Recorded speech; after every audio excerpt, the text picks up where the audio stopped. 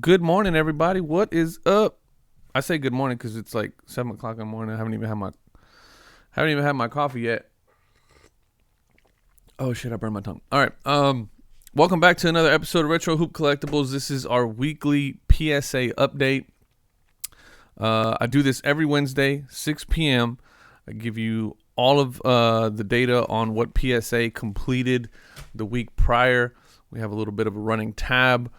And we're going to go through complete through dates today because I decided that I'm going to do that once a month. So today is the 15th, and we're going to go over the data compared to last month's complete through dates. And there's some significant changes. However, the numbers aren't that good. But if you have not already... Shit, I should have had this pulled up already.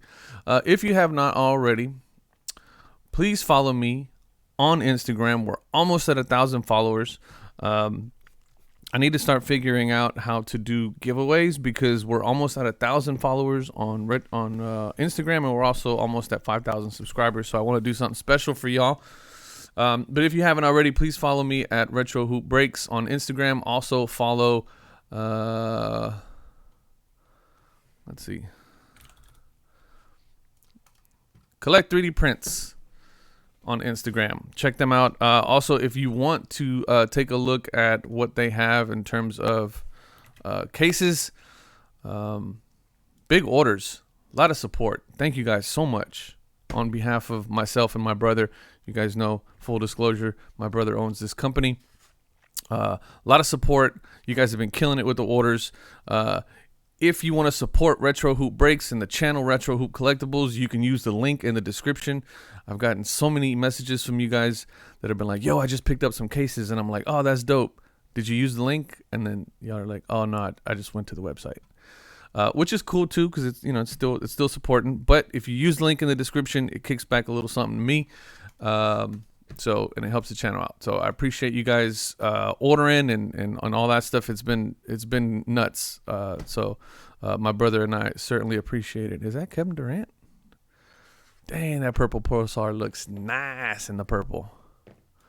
Shout out to Tim Mose. Look at Boba Fett. All right. Little squirrel scenario there. All right. So again, follow the link in the description for collect 3D prints if you guys want to pick something up. Helps the channel out. So let's take a quick look at complete through dates because they're they've changed pretty significantly. So this one here is from the last time that I did a update or a snapshot of their complete through dates, and I took that last month on the 17th. Today is the 15th, so I just took this snapshot this morning, which is as of yesterday, midnight pretty much, and pretty impressed with some of these dates jumping. So Express has jumped almost 2 months, a little less than 2 months, which is freaking badass. And then they're about 99% of the way through August, so they're already in September, which is pretty good. Regular went from April 8th, 2021 to August 8th, 2021. So massive jump in their regular orders, with them being about 25% complete through August. Now, again, we've talked several times about how much these complete through dates are complete bullshit, but if they are tracking somehow, I mean, they're making some pretty significant jumps, which leads me to believe that they're doing some catching up, which is great. And we'll get to that in a second as to why I think they're getting to a point to where they're catching up. In a second with the numbers. Value Ultra Modern went from November 10th to December 6th, so about a month. Value Modern jumped over 2 months. So they were October 6th, and now they're December 17th. So this is pretty good because my cards are somewhere in January. So that means we're getting there. We're getting close to my Akeem's coming back home. And then Value Vintage went from November 10th to January 3rd, with them being about a third of the way done through January. So, I mean, some pretty big jumps in these complete through dates. So I don't know. I don't know what to make of this, other than I hope that this is a good thing. I wish that we could trust complete through dates, in their entirety. Then this would be so much more meaningful. But as we know, and as I've seen in the comments, you guys are telling me, like, yeah, those complete through dates are complete shit. I have orders that are way older than that haven't shipped yet. I have orders way newer than that have already shipped, and they're just all over the place with this. So I think and I'm going to say this because those of you are like half like joking that PSA watches my videos.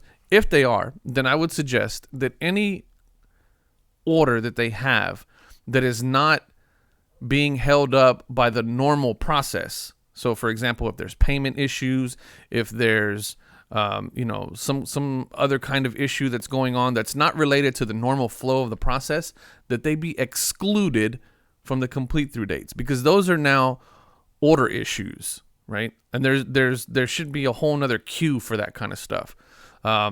Because I honestly feel like that's what's completely messing up complete through dates for them. But if they were to do that and make that small change, that would be so much better for all of us, because then we can really trust complete through dates. And if your order is caught up in some sort of an issue, payment issue, shipment issue, whatever the case may be, then you should have gotten notified from PSA. You should have gotten an email, and at that point, it's in your queue, and it's your problem. So, that's kind of how I feel. I think that these complete due dates should be strictly monitoring the normal flow of the process. And if you have an order that's got payment issues or shipment issues or whatever other kind of issues that PSA needed to reach out to you for, then you're holding up the show.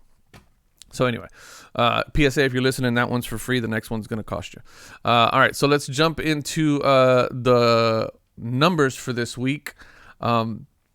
So we've been watching these numbers since before, during, and after the National, right? So this was before the National, where they were at 160. Prior to that, they were on average about 185, 180, somewhere around there. The last 3 months were like 182, 183. And then the 2 weeks prior to the National, they were almost like at 190. But then the week before the National, they dropped to 160. And then the week of the National and the week after the National, they were in the 130s. So a significant drop in their output. However, since then, they've been steadily going up. 150, 140. Then they went to 160. And then they went to 186 last week. So that led me to believe, okay, we're back in full swing. And then this week, they dropped down to 170 or 168,000, which is odd because I did not expect them to go down. I don't know if there was any big shows going on this week that PSA may have sent some grading capacity to.